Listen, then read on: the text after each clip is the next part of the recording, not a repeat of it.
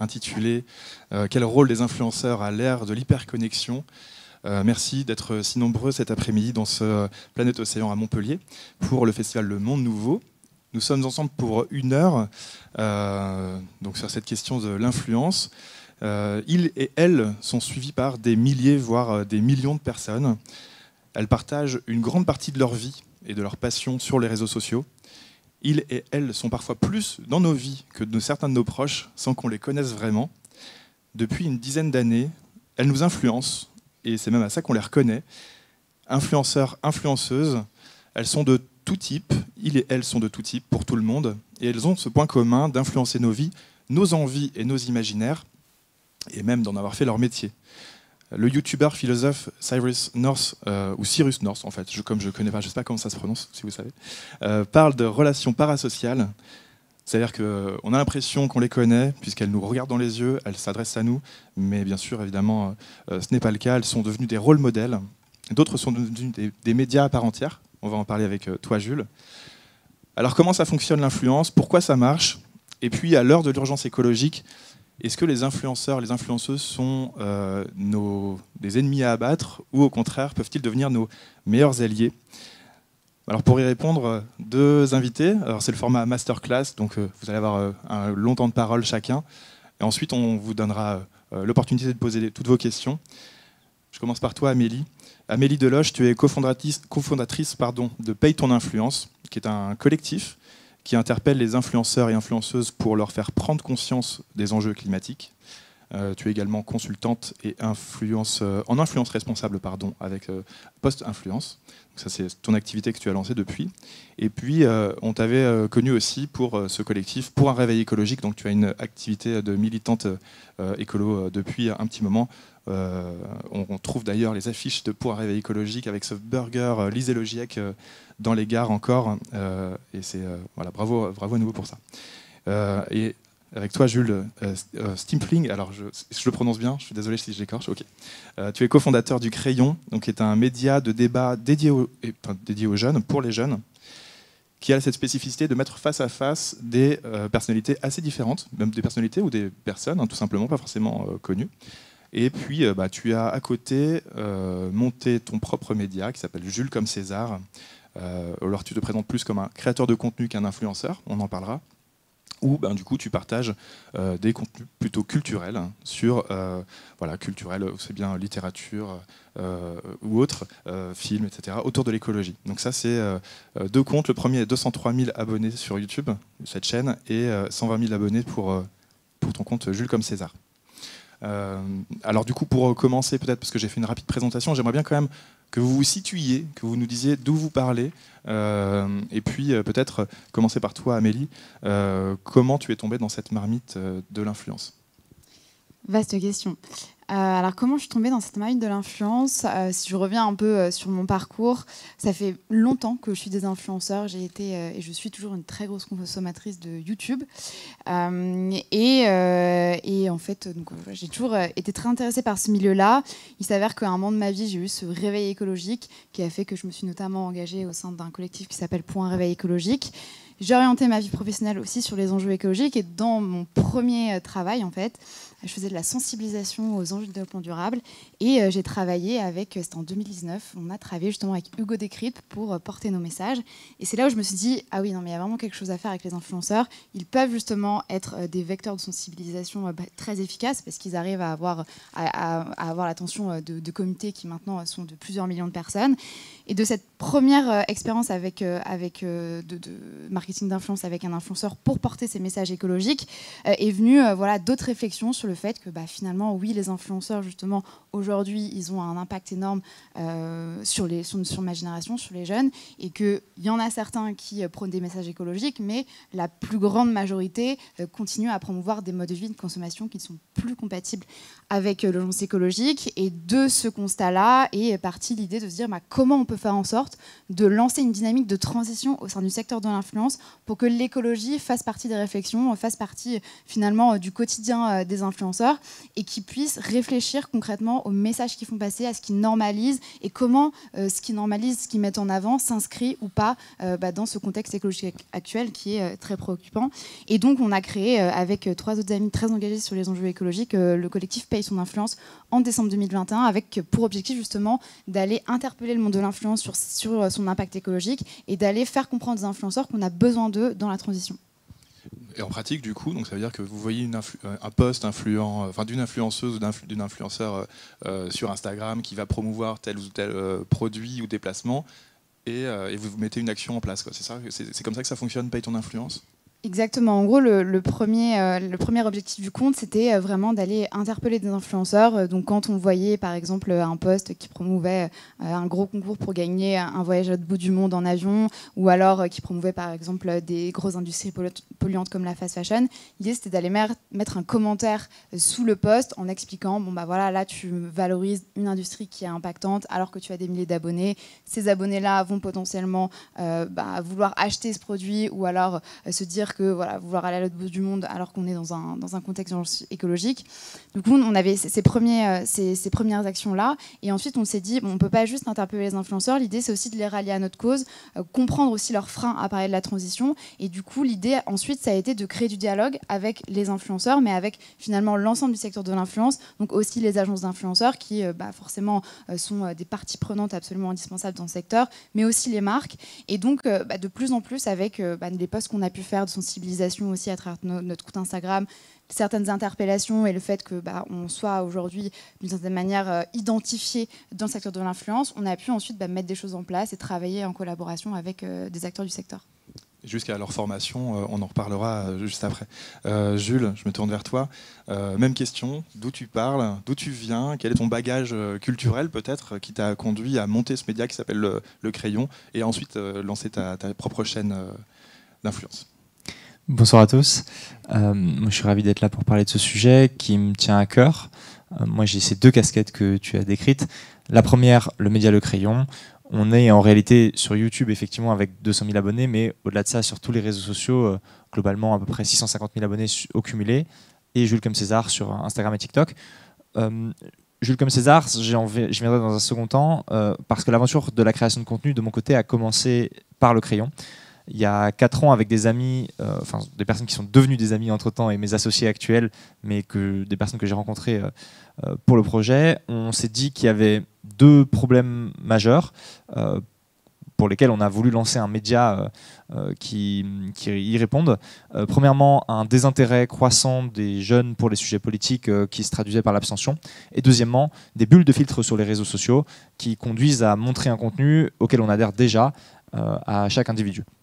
Face à ça, nous, notre intérêt, ça a été de nous dire qu'on allait essayer de lancer un média qui réunisse la société, qui tente d'élever notre génération en traitant des problématiques qui nous concernent, nous préoccupent, nous, les jeunes de 18-35 ans, des thématiques de fond, mais avec des écritures web, enfin les codes de l'écriture web qui sont ce qu'on a tous envie de regarder et qu'on passe notre temps à regarder. C'est-à-dire prendre ce qu'il y a de mieux dans les codes du divertissement sur les réseaux sociaux, mais essayer d'en faire du fond et du sérieux sur la technologie, la religion, la culture, le féminisme, la condition animale, le climat, etc. etc., etc.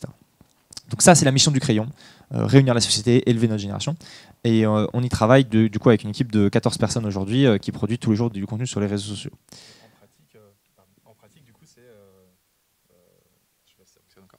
Et en pratique, du coup, ça se passe comment? Vous mettez bien en face à face, c'est une émission de débat, hein, c'est ça? On a notamment des formats de débat et des formats d'interview, mais on se diversifie aussi, on va aller vers plus de reportages et des formats un petit peu plus innovants. Mais globalement, on est devenu surtout connu pour ces formats de reportage, de débat, pardon. Et Jules comme César, si vous voulez, on s'est dit que le rôle de l'influence, d'un média sur les réseaux sociaux, c'est aussi de faire réfléchir, de susciter la curiosité, l'esprit critique, mais en ça, de ne pas trop peser avec nos propres billets de fondateurs de ce média sur ce qu'on montre à l'écran. Et donc, on s'est extirpé du Crayon et on s'est dit que les thèmes qui nous étaient chers, à titre personnel, la culture, la littérature et l'écologie, on allait les traiter plutôt sur nos réseaux de 4 fondateurs du Crayon. Donc Jules comme César est né de ça, ça fait 2 ans. Et aujourd'hui, j'utilise cette communauté à laquelle je partage principalement des recommandations culturelles, aussi pour parler d'écologie, avec ce côté un peu détourné où je présente de l'information, je relaye de l'information ou des réflexions politiques sur l'écologie à une communauté qui ne vient pas chercher ça. Et ça, pour montrer que c'est un sujet transversal qui nous concerne tous, dans nos esprits et dans nos chairs, et qu'on ne peut pas y échapper. En cela, quelque part, ça rejoint un peu la définition de l'influence ou de l'influenceur, puisque finalement tu te sers d'un produit culturel, d'une production culturelle que tu présentes comme un cheval de Troie, finalement, pour porter quelques valeurs, c'est ça ? Oui, alors pour toi. Absolument. Bon, j'ai pas vocation à ce que le cheval de Troie ne serve à rien. J'essaie quand même d'apporter de la valeur dans la production de contenu sur des sujets culturels, de vulgariser notamment des classiques de la littérature en parlant des grands thèmes, l'amour, la mort, le deuil, la vengeance, l'amitié qui nous concerne tous, et de donner envie de lire par ça. Mais je parle d'écologie en plus, oui.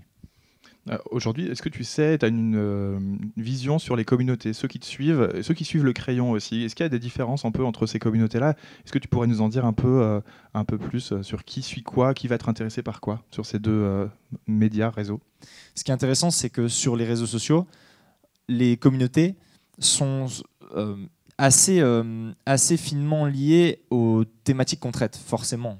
C'est d'ailleurs la même chose dans d'autres médias, mais les réseaux sociaux accentue encore ça par rapport à la presse écrite ou la télévision.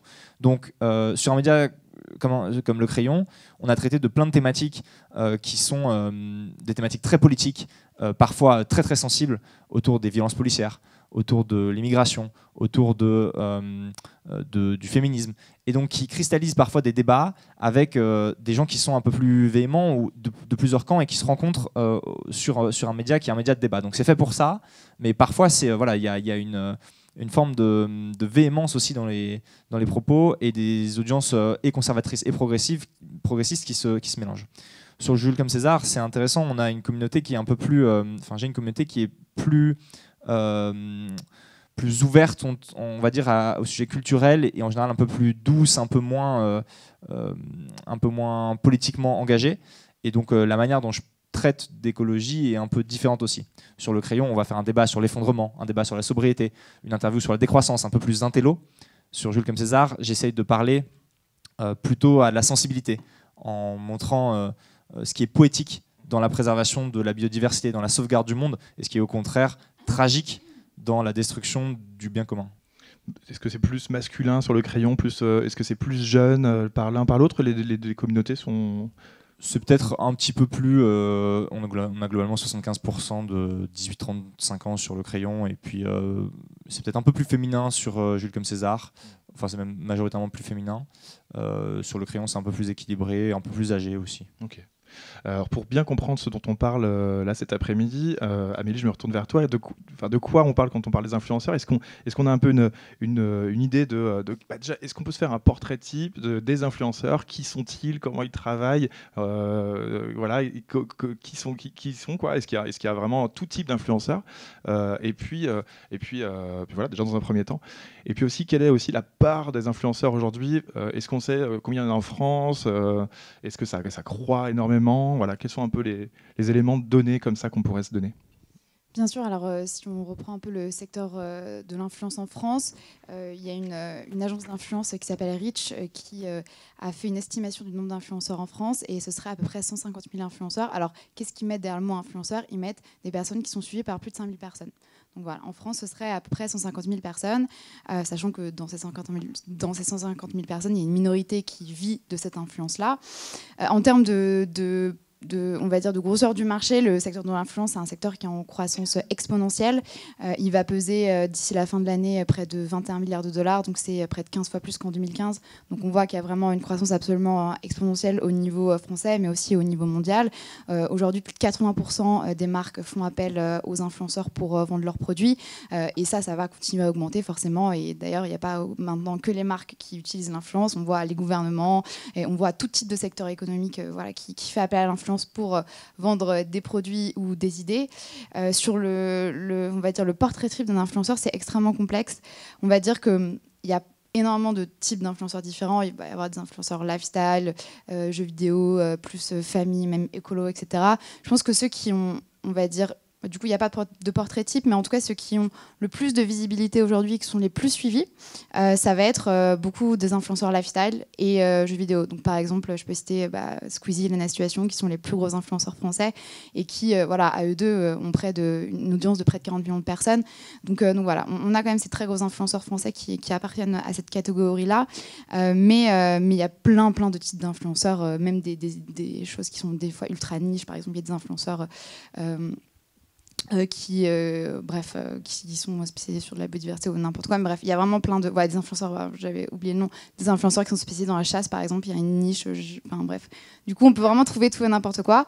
Après, moi, qu'est-ce que je mets derrière le mot influenceur? Parce que finalement, influenceur, ça veut tout et rien dire. Aujourd'hui, on peut dire que les sportifs qui sont suivis par des millions de personnes sont des influenceurs, ou même potentiellement les politiques qui, des fois, sont très suivis aussi sur les réseaux, même des journalistes, par exemple. Les artistes également. Ou des artistes.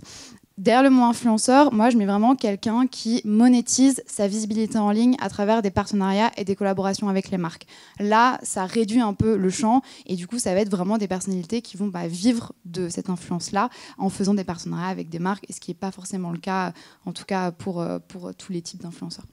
Et toi qui as une vision depuis un petit moment sur ce milieu-là, quelles sont l'évolution un petit peu du monde de l'influence?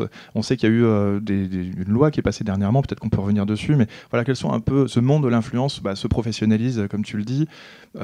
C'est quoi la tendance ou l'ambiance un peu dans ce monde de l'influence aujourd'hui, vers quoi on va en fait? C'est un peu vague, mais tu vois, voilà, quel est le regard comment tu lis toi ce monde-là? Bien sûr, il y a indéniablement une professionnalisation du secteur.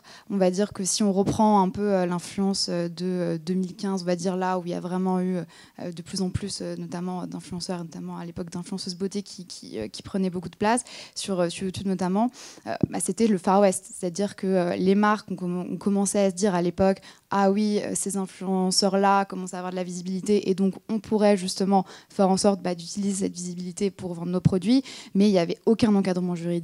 Donc ça passait par juste des DM ou des mails et on vend le produit et je te fais le virement. Mais il n'y avait aucun encadrement et finalement aucun contrôle aussi à l'époque de la Direction générale de la consommation. Et aujourd'hui, clairement, on a une responsabilisation du secteur qui est arrivée notamment grâce à la dernière loi, qui a été votée en juin. Donc cette loi sur l'influence commerciale a permis de remettre des bases saines justement et notamment légales au marché de l'influence. La première chose qui était extrêmement importante à mettre en place, c'était une définition de l'influenceur commercial, parce que finalement, avant cette proposition de loi et cette loi qui a été votée, il n'y avait pas de définition de l'influenceur et surtout il n'y avait pas de représentation légale dans la loi du métier d'influenceur. C'était important de mettre une définition et aussi de mettre un cadre concret sur ce qu'ont le droit de faire les influenceurs, ce qu'ils n'ont pas le droit de faire et surtout la transparence qu'ils doivent avoir avec leur communauté. Et il y a tout un enjeu aussi d'aspect de protection des consommateurs parce qu'ils prennent aujourd'hui beaucoup de place dans la vie des internautes. Donc oui, aujourd'hui, il y a indéniablement une professionnalisation. On voit quand même qu'il y a encore énormément de dérives. On voit les influ-voleurs de Booba, ils existent encore, malgré la loi. Donc il y a encore énormément de choses à faire. Mais en tout cas, c'est clair que le secteur a beaucoup évolué depuis quelques années. À ce propos, la loi doit être encore... Il y a des décrets d'application qui vont intervenir sur à quel échelon il y a des choses qui sont impliquées. Par exemple, sur toutes les mises en avant de produits alimentaires. Est-ce qu'il faut mettre les mêmes publicités qu'à la télé, manger, bouger ou manger 5 fruits et légumes, etc. Sur quelle durée des contenus? Par exemple, si on fait une vidéo YouTube en partenariat, est-ce que la mention commerciale elle doit être sur toute la vidéo, ce qui est un peu pesant, ou seulement sur le passage? Il y a plein de choses comme ça qui vont être encore définies. Mais c'est sûr que sur la question de l'interdiction, par exemple, de la chirurgie esthétique, sur les mentions des filtres, moi, c'est quelque chose auquel je suis attentif aussi. Et je suis content de pouvoir, j'en dis un mot, mais porter ce message. Je pense qu'en tant qu'influenceur ou que créateur de contenu, il y a une responsabilité qui incombe dans ce qu'on montre comme imaginaire de réussite et comme imaginaire de beauté et de vie à succès. C'est un sujet qui est délicat parce que quand on crée du contenu et qu'on en devient, que ça devient son métier, on a accès assez subitement, en quelques mois, quelques années, à une vie dans laquelle beaucoup de portes s'ouvrent, d'événements, d'argent aussi, qu'on a envie de pouvoir montrer. partager avec sa communauté, à la fois parce que on continue à développer cette communauté et à entretenir le lien avec elle, et en même temps parce que c'est ce qu'on vit et qu'on a créé ce lien d'intimité. Sauf que de montrer des choses qui sont inaccessibles à la plupart des gens, je pense que ça a aussi un vrai impact psychologique sur la solitude qu'on peut éprouver face aux réseaux sociaux, l'addiction et la dépression et la question de la santé mentale qui sont assez prégnantes chez les jeunes aujourd'hui. Et donc, par exemple, la question des filtres, qui est une étape, je dirais, antérieure, intermédiaire. Là, on n'est pas encore sur la réflexion de est-ce que je vais me retenir de partager mon super séjour dans tel hôtel ou dans tel lieu de villégiature parce qu'il y a 40% des Français qui ne peuvent pas partir en vacances et que je ne veux peut-être pas mettre le cafard à ceux qui ne sont pas devant une mer turquoise. On a tous connu ça. Voilà. Ouais. Mais déjà, la question des filtres, sur l'idéal de beauté, notamment chez les femmes qui souffrent encore davantage de troubles du comportement alimentaire que les hommes. Mais il y a vraiment un enjeu de réguler ça que la loi va permettre d'encadrer et qui est important. Bien sûr. Si je rebondis, en gros, je pense que cette loi, elle passe un message en fait, qui est que aujourd'hui, les pouvoirs publics ont compris à quel point les influenceurs ont un impact sur la société. Et à quel point justement ils ont un impact notamment sur la jeunesse, sur ce qui est des questions de rapport à soi-même, de rapport à son corps. Si je parle de mon sujet en prédilection aussi d'imaginaire de réussite, mais à travers aussi les enjeux écologiques, etc.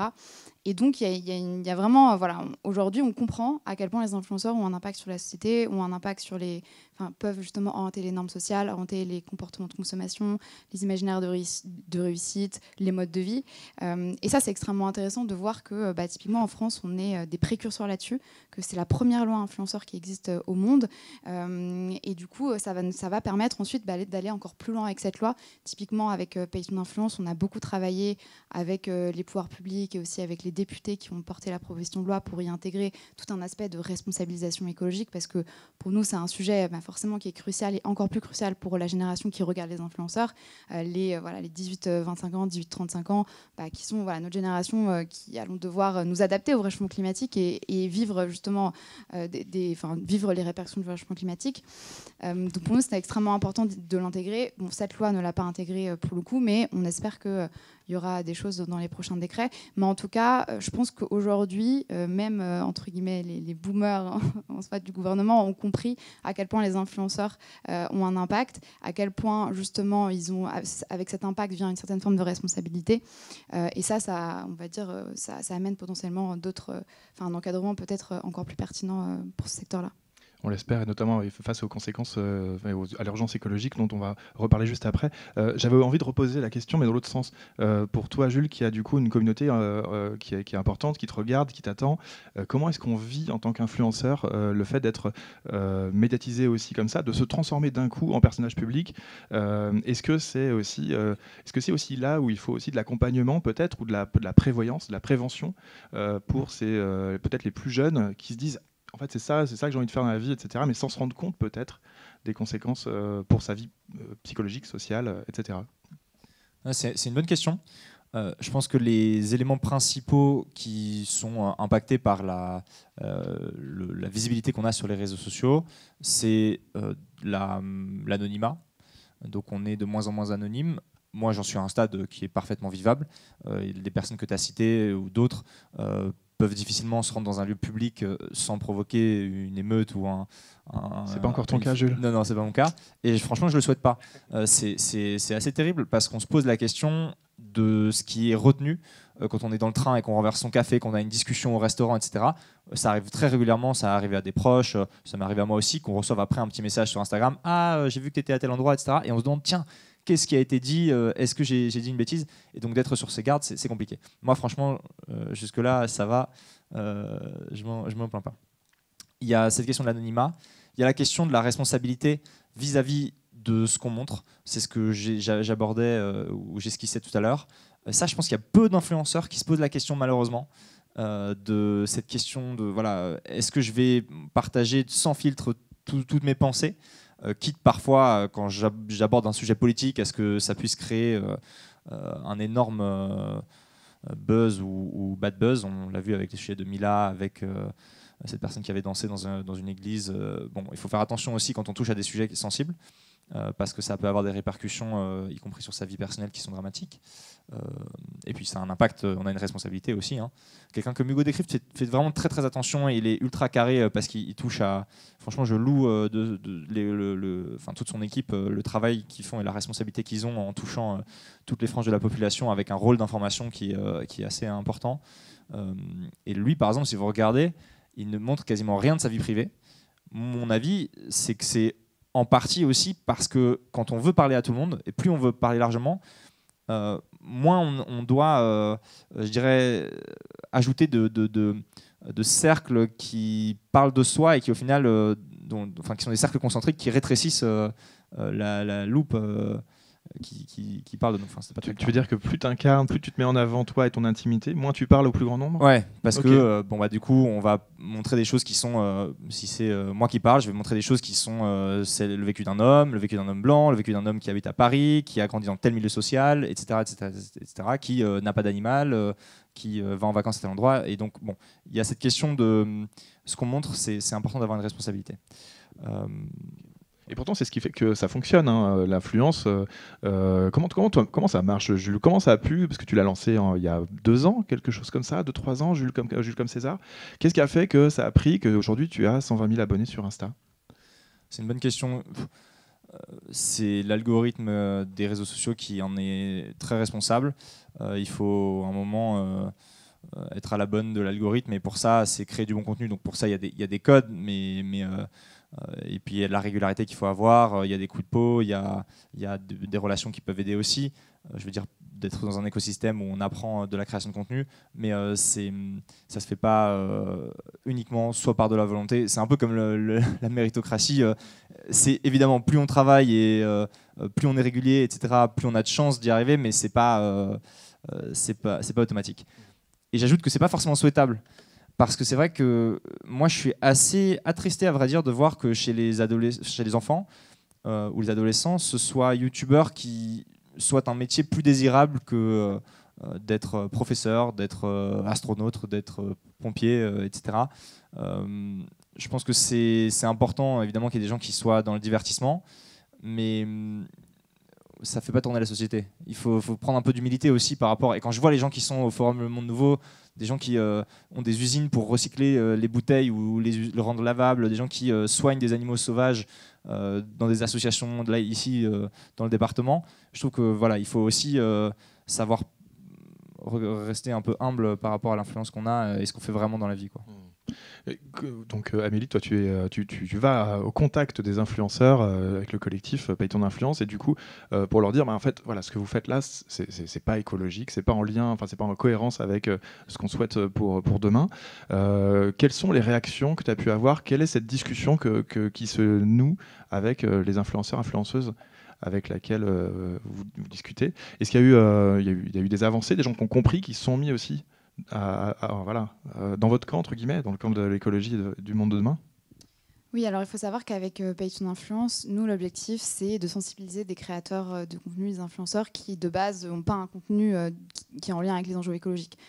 Vraiment, notre constat, c'est de se dire, voilà, il faut aller en dehors des cercles de convaincus, donc il faut aller toucher les influenceurs et qui ont une communauté qui ne s'intéresse pas de base aux enjeux écologiques. Et du coup, c'est très compliqué, parce qu'on a directement commencé à essayer de contacter ou à essayer d'avoir du dialogue avec des personnes qui, potentiellement, ne s'intéressent absolument pas aux enjeux écologiques et qui ne veulent pas en faire un cheval de bataille.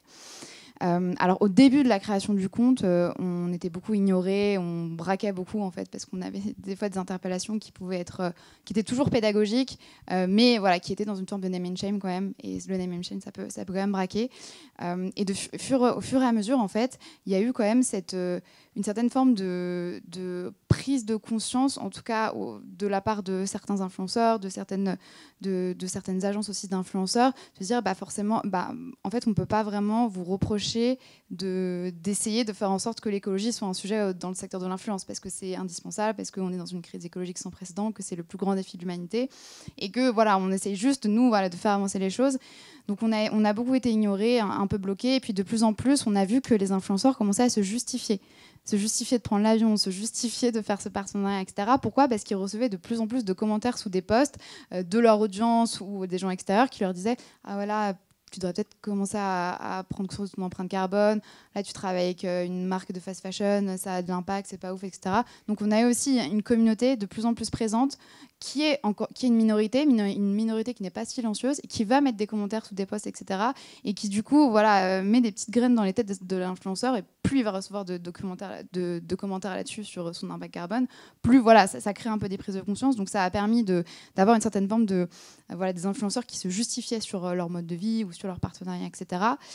Jusqu'à finalement aussi réussir à créer du dialogue avec des influenceurs qui de base sont pas forcément très engagés, mais qui en fait, en discutant avec nous, en leur disant que forcément on aimerait bien qu'ils puissent s'exprimer sur ces sujets-là, on commençait à prendre une certaine forme de confiance sur ces sujets et à oser en parler aussi, oser entamer une certaine forme aussi de transition. Pas forcément très radicale, mais au moins voilà, réfléchir de plus en plus à ces partenariats, réfléchir aux messages qui sont passés. Et c'est vraiment ça notre objectif de base. On ne veut pas que les influenceurs deviennent parfaits. Personne ne sera jamais parfait en termes de mode de vie, mais juste au moins qu'il y ait une réflexion. Et ça, on a réussi avec certains influenceurs. On a aussi forcément réussi à se faire une communauté d'influenceurs déjà engagés, qui eux aussi d'ailleurs commencent à prendre la parole sur ces sujets-là et commencent à interpeller leur propre milieu. Et d'ailleurs, on pense, avec Payton d'influence, qu'il y a un énorme enjeu d'apprentissage par les pairs entre influenceurs. Pourquoi ? Parce qu'on est soi-même influenceur, on va plus facilement écouter quelqu'un qui fait le même métier que nous. Hein. Je pense que c'est pareil dans tous les secteurs. Et c'est pour ça que pour nous, c'est aussi indispensable qu'il y ait de plus en plus d'influenceurs qui puissent remettre en question leur secteur sur ces impacts écologiques, pour que justement les influenceurs entre eux créent une dynamique de transition. Ce qu'on aime aussi bien beaucoup dire avec Payton d'influence, c'est que les influenceurs, c'est des personnes qui sont, entre guillemets, qui sont aussi très très influençables et qui se regardent beaucoup entre eux, etc. Il y a beaucoup de mimétisme sur les contenus. Et du coup, si un gros influenceur qui a une réputation dans le milieu, qui est assez regardé, commence à parler d'écologie, potentiellement d'autres vont se dire ah ouais, mais peut-être qu'il faudrait que j'en parle, etc. Donc on croit aussi beaucoup en ça. Mais alors on est quand même, on va dire qu'on polarise beaucoup avec Payton d'influence. On a réussi à créer des bonnes relations et en même temps on sait très bien qu'on n'est pas forcément très bien vu de certains influenceurs. Mais en tout cas, ce qu'on a réussi à faire, c'est d'être identifié dans le secteur. C'est-à-dire que voilà, on a pu travailler avec le gouvernement, les principales agences d'influenceurs nous connaissent, les principaux aussi des influenceurs. Et ça nous permet de légitimer notre propos et de pouvoir continuer à demander un peu plus d'ambition et surtout qu'on nous écoute et qu'on puisse aussi travailler directement avec les acteurs du secteur. Très bien. Alors, on va prendre vos questions dans une petite minute si jamais vous avez des questions à poser. Juste peut-être par rapport à ce que vient de dire Amélie, est-ce que tu es en relation avec d'autres influenceurs ? Quel est ton rapport avec peut-être une communauté d'influenceurs qui s'engagent pour l'écologie ? Est-ce qu'il y a quelque chose qui est de l'ordre de la communauté ? On se reconnaît, peut-être qu'on se rencontre parfois, ou est-ce qu'au contraire, c'est encore à faire, ou pas d'ailleurs, hein ? Oui, absolument. C'est assez communautaire parce que le milieu est relativement petit. Déjà, il y a peu d'influenceurs relativement à la population. Les influenceurs sont visibles, donc au final, on se connaît. Et puis, dans un milieu assez niche comme l'engagement, l'activisme écologique, les gens se connaissent. Moi, j'ai un pied dedans, un pied dehors, parce que je ne suis pas 100% là-dedans. Je pense qu'il y a un problème aussi, un petit peu, ou un risque d'enfermement si on ne va pas chercher un peu plus loin et si on s'ouvre pas. Et c'est pour ça que moi j'ai pas envie d'être un influenceur écolo uniquement, parce que on peut tomber très facilement dans des choses que dénonçait par exemple Laurie Tillman, qui est une ancienne Miss France, qui a 1 million d'abonnés aussi sur Instagram. Dans son podcast, c'est la pureté militante. C'est quelque chose qui peut mener au burn-out de personnes qui sont engagées parce qu'elles ont l'impression de devoir être parfaites. Donc la pureté militante, c'est quand on est engagé et donc, faute d'indulgence du public, on se retrouve de son audience, on se retrouve à devoir être parfait parce que dès qu'il y a un orteil qui dépasse, une bouteille en plastique sur la table, une nouvelle fringue, un trajet qui est fait en voiture, etc., on se prend un message désagréable et c'est pesant. Donc ça, il y a une indulgence de la part du public aussi, et c'est un message que je passe. Il faut que la transition, y compris des influenceurs qui ne sont pas écolos, elle puisse se faire progressivement parce qu'elle est nécessairement progressive. Et Juliette Katz de Coucou les Girls en parlait aujourd'hui. Amélie a relayé ça sur Payton d'influence, de dire que c'est difficile parce que quand on fume, quand on mange de la viande et qu'on a envie de bien faire, peut-être on se sent coupable et donc on n'a pas envie de le montrer à sa communauté.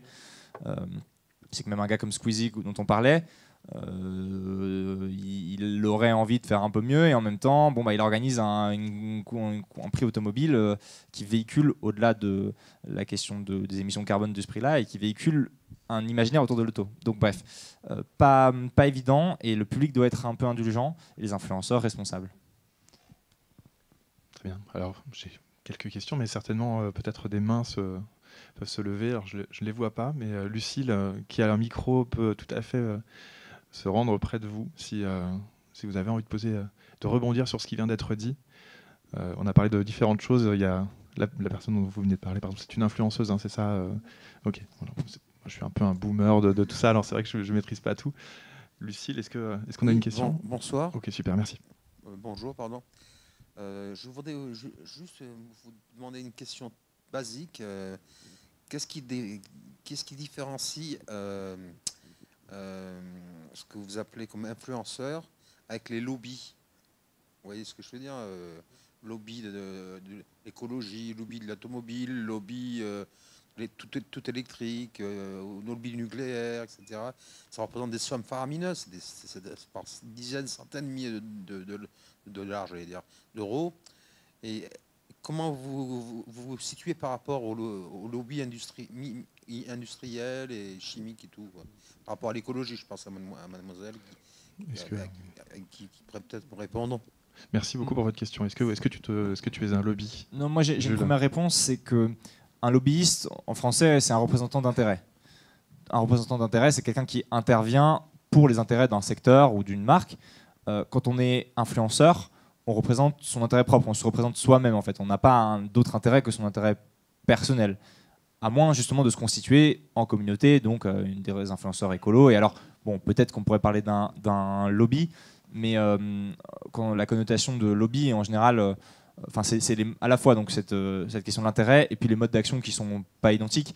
Un lobby est en général beaucoup plus plus opaque, ou dans le sens agit un peu dans les arcanes du pouvoir. Un influenceur, il est en public et il porte un message. C'est plus proche d'un média que d'un lobby, à mon sens. C'est peut-être le travail que tu fais est peut-être plus proche d'un lobby finalement, puisque tu vas travailler avec l'État et puis aussi porter une sorte d'influence, mais en communauté, quoi, peut-être pour le changement de l'influence, peut-être, je sais pas. Bien sûr, avec Pays d'influence, on porte un plaidoyer, finalement, ce qui est similaire au lobby. Donc, ouais, des influenceurs, pour moi, ce ne sont pas des lobbies à part entière. Par contre, les lobbies travaillent de plus en plus avec les influenceurs. Récemment, il y a un très gros influenceur qui a près de 10 millions d'abonnés sur YouTube qui a fait une vidéo en lien avec la GIFAS et en gros le lobby de l'aéronautique pour dire que l'avion, dans quelques années, serait neutre en carbone et du coup qu'il ne fallait pas forcément arrêter de le prendre ou alors avoir une réflexion sur notre mobilité. Donc voilà, on a des lobbies qui utilisent des influenceurs justement pour porter leur message parce qu'ils savent qu'ils ont une audience absolue qui peuvent être de millions de personnes et surtout les influenceurs, ils sont écoutés concrètement par leur audience et leur parole, elle est valorisée. Il y a une création de confiance. J'ai vu aussi que récemment, des TikTokers sont fait payer aussi par le lobby de la viande pour mettre en avant le fameux flexitarisme qui en fait derrière est promu par le lobby de la viande. Donc on a aujourd'hui concrètement des lobbies et de plus en plus ça va arriver, des lobbies qui vont essayer de passer leur message à travers les influenceurs. Monsanto aussi, d'ailleurs, durant le salon de l'agriculture, a fait des partenariats avec une influenceuse notamment pour promouvoir les pesticides. Donc le problème aujourd'hui, c'est qu'on a des lobbies qui ont extrêmement beaucoup de pouvoir d'argent pour payer ces influenceurs-là. Ils ont aussi cette capacité à avoir des éléments de langage qui font croire qu'ils sont dans le vrai auprès de l'influenceur. L'influenceur, c'est une personne, un citoyen lambda qui ne connaît pas par cœur ni les enjeux autour des pesticides, ni autour de l'aviation, etc. Et qui, du coup, va potentiellement croire qu'il met en avant un message lambda, alors que derrière, c'est toute une industrie. Donc il y a aussi cet enjeu-là de... Et d'ailleurs, ce qu'on dit beaucoup avec Pays sous influence, c'est qu'il y a un grand enjeu aujourd'hui, c'est que beaucoup d'influenceurs, notamment ceux qui font beaucoup de partenariats, etc., et qui ont de la visibilité, ne savent pas de quoi ils parlent. En gros, ils promeuvent des industries, ils promeuvent des produits, etc. Ils ne sont pas renseignés derrière concrètement. Leur agence ne s'est pas renseignée derrière. Du coup, on a de plus en plus de greenwashing ou de messages qui sont passés, comme sur les pesticides, qui sont à contre-courant des réalités scientifiques, écologiques, etc. Et ça, c'est vraiment un enjeu de se dire comment aujourd'hui on peut faire en sorte aussi que les influenceurs ils prennent conscience de à quel point ils doivent être ultra vigilants sur ce qu'ils mettent en avant et qui doivent se renseigner concrètement, mais de A à Z à chaque fois qu'ils mettent en avant quelque chose sur le réseau. Est-ce que tu as été justement sollicité par des marques, des compagnies comme ça dont on parle, Jules? Ouais, alors moi j'ai travaillé pas mal sur le secteur de l'énergie, avec Pôle emploi, avec EDF, avec différents partenaires qui sont publics et avec lesquels j'ai pas de problème à travailler, notamment sur la question du recrutement dans le secteur. Donc, bon, je sais pas si on peut considérer ça un lobby, c'est pas vraiment, c'est plutôt bon pour favoriser le recrutement et l'ouverture de filières. C'est très très pertinent ce que tu dis et c'est super important. En quelques mots, comment ça se passe quand on reçoit une collaboration avec une marque? Un créateur de contenu, c'est quelqu'un qui commence dans sa chambre la plupart du temps à faire du texte, des vidéos, du podcast à côté d'un autre métier. Bon, son temps, il le divise entre sa famille, ses amis, ses activités, son métier et puis cette création de contenu. Donc quand on commence à avoir de la visibilité et des marques qui nous contactent, on doit rajouter cette case-là de je me renseigne sur le client en plus du temps que je vais passer à faire l'opération, en plus de tout le reste, c'est-à-dire le contenu éditorial, donc non rémunéré, et tout ce que j'ai dans ma vie.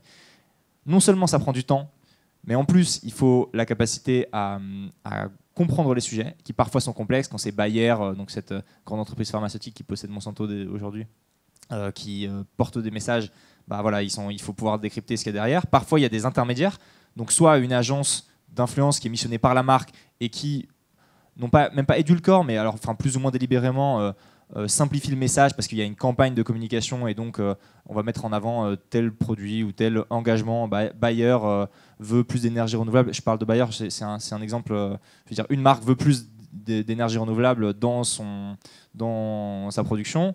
On va se dire c'est bien, mais on ne regarde pas forcément ce qu'il y a derrière. Et soi-même, on peut avoir, quand on croit un petit peu, une agence qui, elle, a intérêt à ce qu'on fasse de plus en plus de partenariats parce qu'elle est rémunérée avec une commission sur ces partenariats et sur les montants qu'on touche.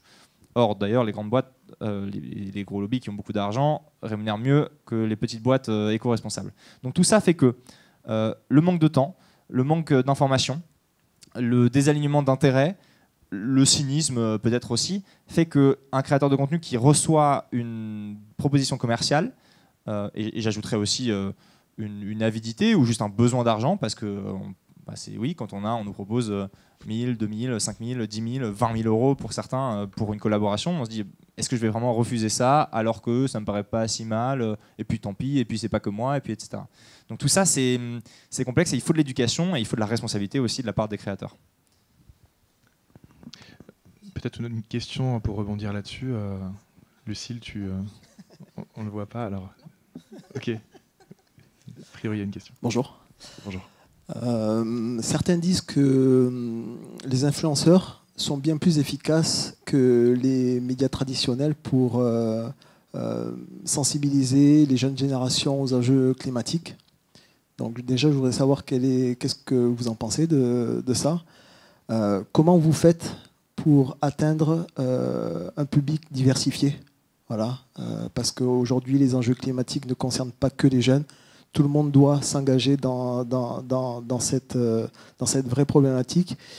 Et j'ai une autre question, c'est par rapport justement à toutes les structures qu'on a pu voir pendant le forum, des associations qui n'ont pas forcément les moyens que peuvent avoir Bayer pour justement mettre en avant certaines problématiques auxquelles ils peuvent donner des solutions.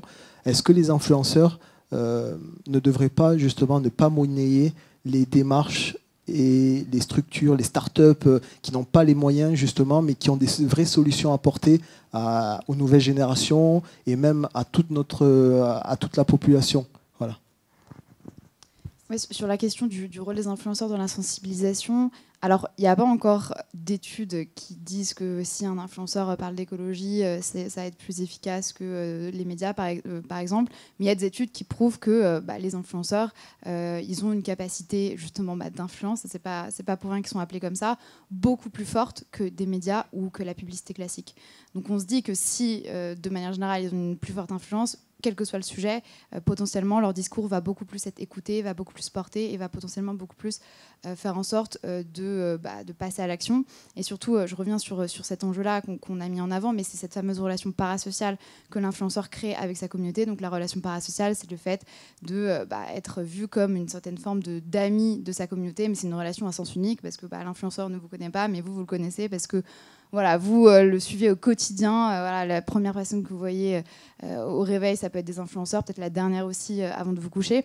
Donc voilà, il y a cette relation parasociale qui se crée, qui est extrêmement forte, qui est une relation de confiance, on valorise beaucoup justement ces influenceurs-là, on se soucie d'eux aussi beaucoup, dire on va se soucier s'ils ne vont pas bien dans leur vie, etc., alors qu'on ne les connaît ni d'Ève ni d'Adam. Et du coup, à chaque fois qu'ils vont avoir un discours, potentiellement, ce discours va être valorisé et potentiellement porter beaucoup plus ses fruits qu'un discours d'un média qui est désincarné ou un discours d'une publicité. D'ailleurs, je reviendrai sur cet enjeu-là, c'est l'incarnation du message par une personne qui fait que c'est aussi efficace pour l'influenceur et qui est très efficace pour porter des messages en tant qu'influenceur.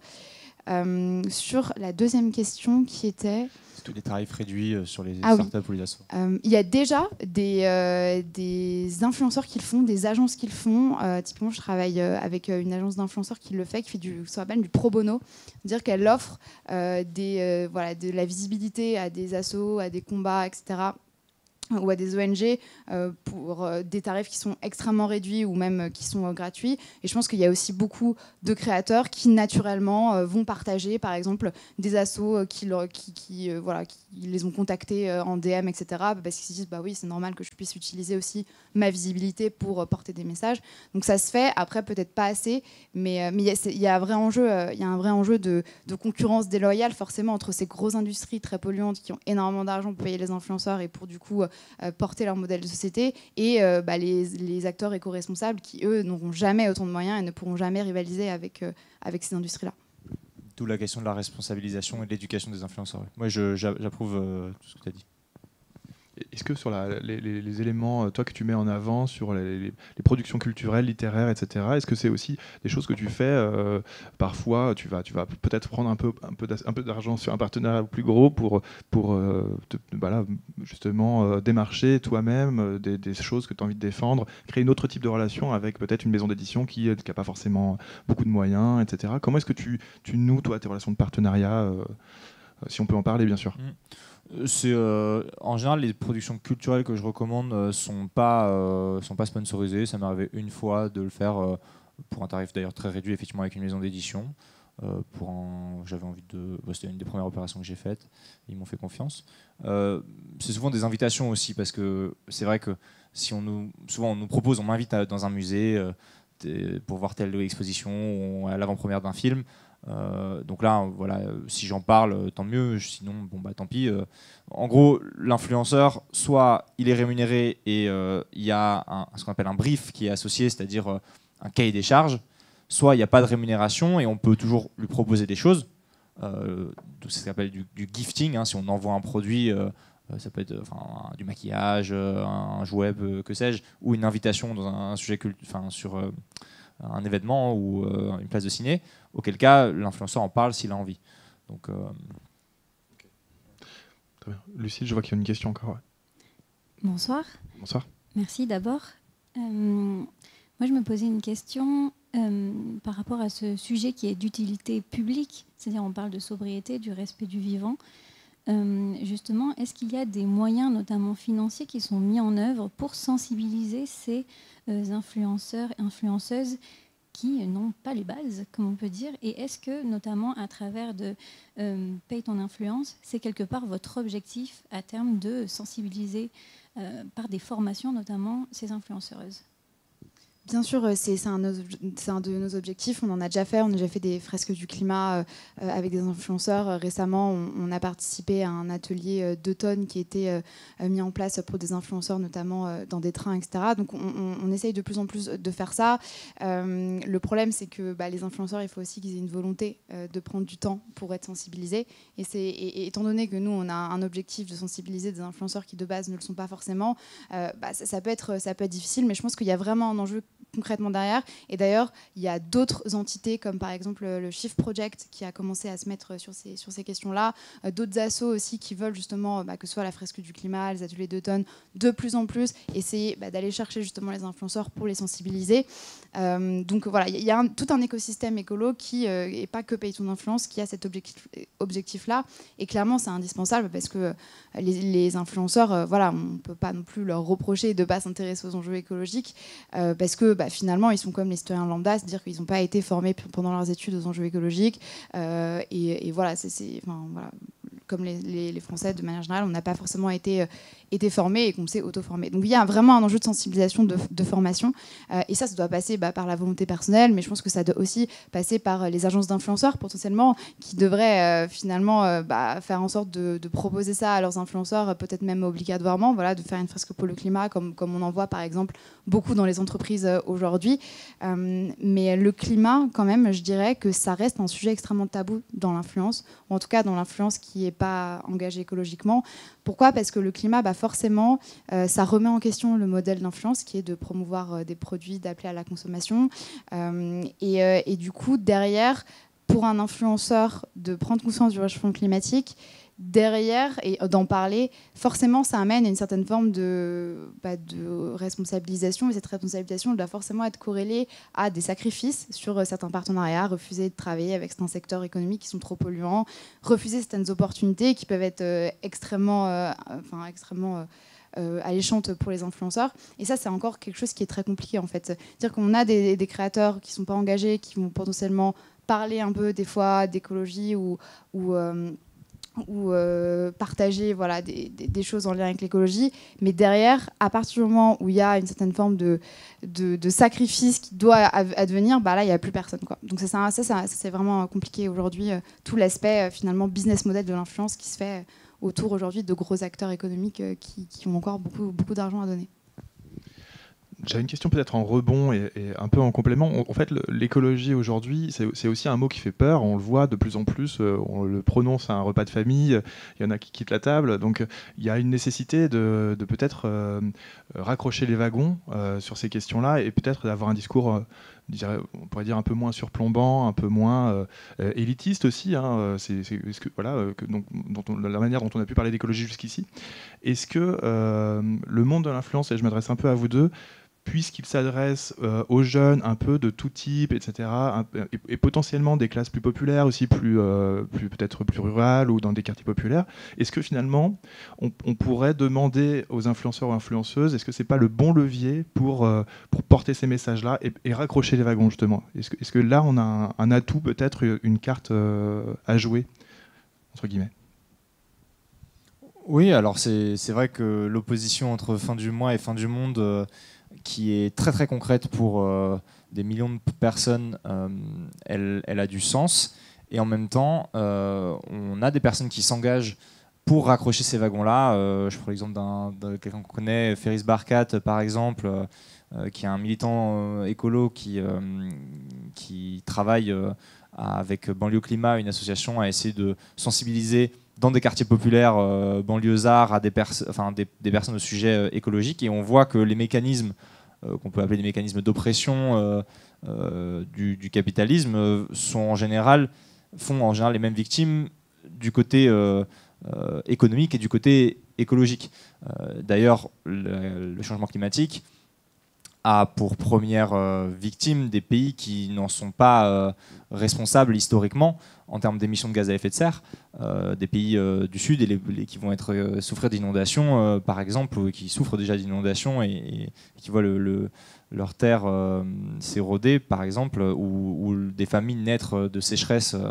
On a vu la première famine liée au réchauffement climatique cet été à Madagascar, qui est un pays qui n'est pas très responsable de ça. Donc, à l'échelle internationale et à l'échelle française, il y a des liens effectifs entre une situation économique moins favorable ou défavorisée et les souffrances que peuvent causer les conséquences du réchauffement climatique. Il fait beaucoup plus chaud en canicule quand on est dans une tour de plein d'étages mal climatisés, voire insalubre, et où on n'a pas la possibilité de s'échapper en vacances parce qu'on n'a pas les moyens.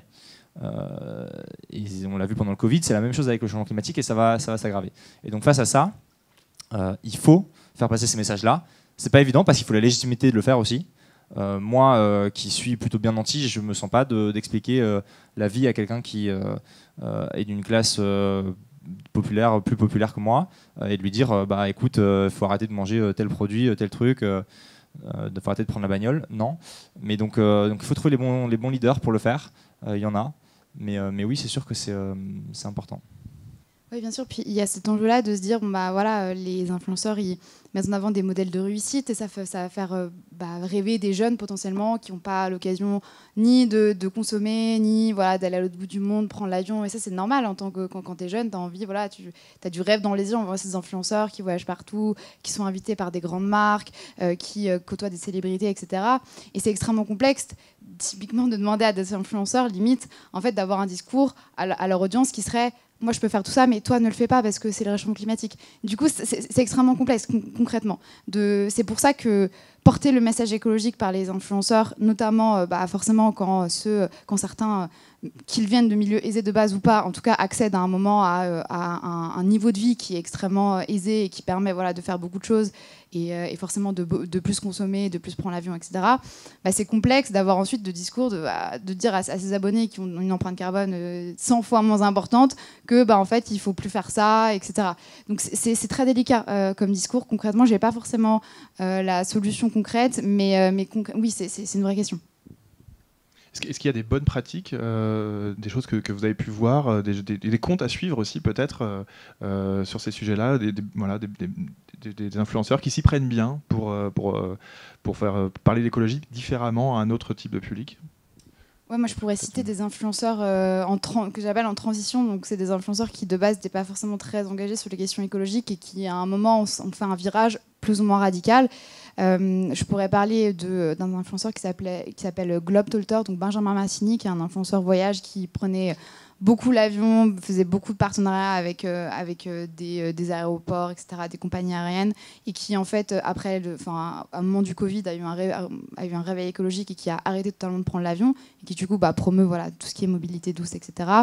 Une autre influenceuse qui s'appelle Charlotte Lemay, Chamélo sur les réseaux, qui est une mannequin influenceuse qui est vraiment porteuse d'une influence plus responsable et qui évolue de plus en plus sur ces questions-là, alors que de base, c'était pas forcément le cas. Une autre influenceuse qui d'ailleurs maintenant habite à Montpellier, qui s'appelle Swan Périssé, qui était un peu dans le lifestyle, humour, qui faisait des partenariats pas forcément très, très responsables et qui maintenant a vraiment viré totalement écologie, mais d'une manière assez radicale pour le coup. On citait tout à l'heure... Parce qu'elle fait un spectacle sur l'écologie aujourd'hui. Exactement, voilà, et qu'elle va même faire une émission de podcast qui interviewe justement des scientifiques et des experts de la transition. On parlait tout à l'heure de Juliette Katz, Coucou les Girls, qui est une influenceuse qui a pas mal, plusieurs centaines de milliers d'abonnés et qui est en fait, on assiste à sa transition écologique et ça, je trouve ça absolument incroyable justement. Et c'est pour ça qu'avec Pays d'influence, on dit aux influenceurs, mais partagez vos réflexions, même si vous à votre audience, parce que c'est comme ça qu'ils vont potentiellement accepter des changements, etc. Donc on a de plus en plus d'influenceurs comme ça, mais finalement, ils se comptent quand même sur les doigts d'une main. C'est ça un peu le problème. Parce que l'écologie est très, très clivant dans le secteur et qu'elle est quand même aujourd'hui réservée à une part de l'influence qui reste des gens qui sont de base engagés, quoi. Marie de Enjoy Phoenix qui a fait une grosse transition aussi, qui était quand même une des premières influenceuses et des plus suivies, qui a 5 ou 6 millions d'abonnés sur Insta et qui est devenue vraiment, vraiment écolo. Alors que sur le maquillage, le make-up et tout, c'était pas forcément évident. C'est un autre exemple. En termes de bonnes pratiques, juste pour conclure là-dessus, de notre côté, influenceurs, il faut qu'on soit plus responsable dans ce qu'on montre, et écologiquement, et en termes d'imaginaire de réussite. Du côté du public, moi, je trouve qu'il y a un besoin et d'esprit critique, c'est-à-dire de recul par rapport à ce que disent les influenceurs. C'est pas parce qu'on présente un produit, qu'on affirme quelque chose, qu'on n'a pas soi-même des billets ou des intérêts, y compris moi, y compris en vous parlant là. Et un besoin d'indulgence aussi, face à la transition, qui prend du temps. Il faut exiger des comptes et il faut être, je dirais... faut mettre un peu la pression, ou en tout cas on peut affirmer son désaccord, mais il faut le faire avec compréhension, indulgence et intelligence. Très bien. Écoutez, je vous remercie à tous les deux. Merci à tous et à toutes pour votre écoute. Malheureusement, on n'a pas plus de temps, alors on vous laissera poser des questions ensuite après ce moment. La soirée continue tout à l'heure avec une projection d'un film d'une autre personne influente, Camille Etienne, qui a co-réalisé le film Pourquoi on se bat. Donc on aura la chance d'avoir le réalisateur Solal Moisan avec nous et parmi nous. Merci encore, merci à tous les deux. Merci à Jules qui est aussi le parrain du Monde Nouveau. Merci Merci. Jean-Paul. Et puis, ça a été un peu vite pour tous les noms d'influenceurs, mais la vidéo sera retransmise demain sur la chaîne YouTube, donc vous pourrez la réécouter et demander les noms des comptes à suivre dans les commentaires. Très bonne soirée à toutes et tous. À bientôt. Au revoir.